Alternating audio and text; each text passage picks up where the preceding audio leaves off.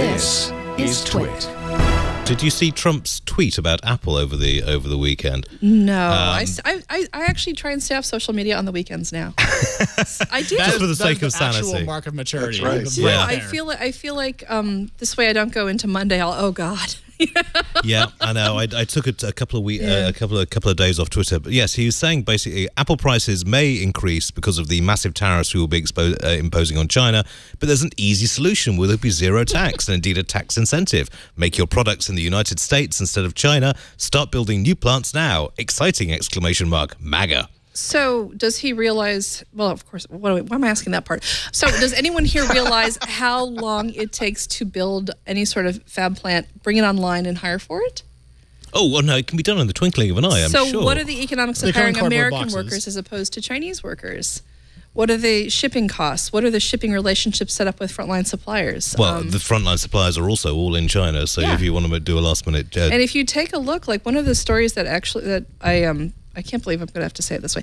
I began covering this back in like 2005, 2006. Was China China investing a great deal of infrastructure in mobile and mining in Africa, and it's paid off for them with smartphones tremendously because they've got locks on the supply chains. Chinese investment into Africa has been a 25-year story now. It's been fantastic in terms of the scale of it. So exactly how is Apple supposed to somehow like replicate all of that in a few weeks to prevent the price of iPhones? Oh, it's completely impossible. I mean, the tweets, I'm going to try to be politically neutral-ish here because I know it's a show with a broad reach and we're not just talking amongst us four, but like there's a lot that's wrong in that tweet and a lot that's kind of silly and it just cut off from the economic reality.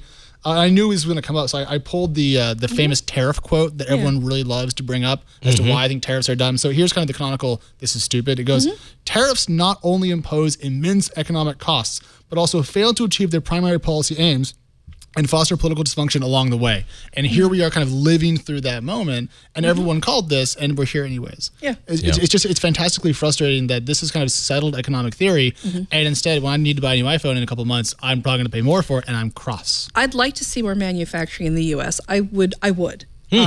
As would be all, but I would like to see that. I'd actually like to see people who work in manufacturing making a living wage in whatever country they're working in. I'd like to see humane conditions, and I'd like to see a diverse economic base in America. I think it's good for us, but I don't think that ignoring what is in favor of trying to deflect the blame for a policy that you've put into place yourself, which benefits no American. No, I can understand totally. I mean, Dwight, Texas used to be a real hub when it came to manufacturing, particularly Houston. So do you see this coming back? It seems somewhat difficult. Well, Apple has already said it's going to open some factories, I think, in the U.S. Isn't there like a Wisconsin factory that's coming online?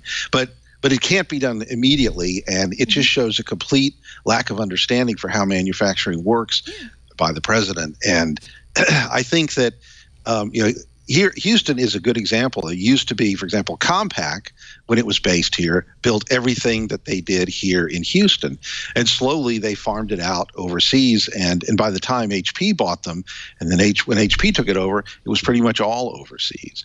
So this happened over a period of years and years. It's not something that could come back instantly, and it's not something that certainly is going to keep Alex's iPhone cheaper next week. Yeah, sad times for me and my checking account, but also Nilay Patel from The Verge, who I'm sure we all know, was tweeting about this a little bit, and he said, reminder that Steve Jobs told Obama that there weren't enough trained engineers in the U.S. to build the iPhone here, and recommended opening up immigration to allow for it, and I can pull some sites on that if we need them. But I mean, we don't have the talent geared up for this. We don't have the infrastructure in place for it. The global supply chains wouldn't sync up that way, and a bunch of other reasons. But of course, POTUS, 45. Again, when you are CEO, you really have to be able to look at a huge picture and understand all of the different working parts and all of the constituencies in place. And when you're a competent business person, I think one of the things that we're seeing actually with the tariff policy, because we're all becoming tariff experts, obviously, what we're talking about. Welcome to Economic TWiT. This week in tariffs. No, I think what we're seeing now is a lot of us are finally beginning to understand that it's not. Commerce isn't a straight channel from, someone made the widget, now I can buy the widget.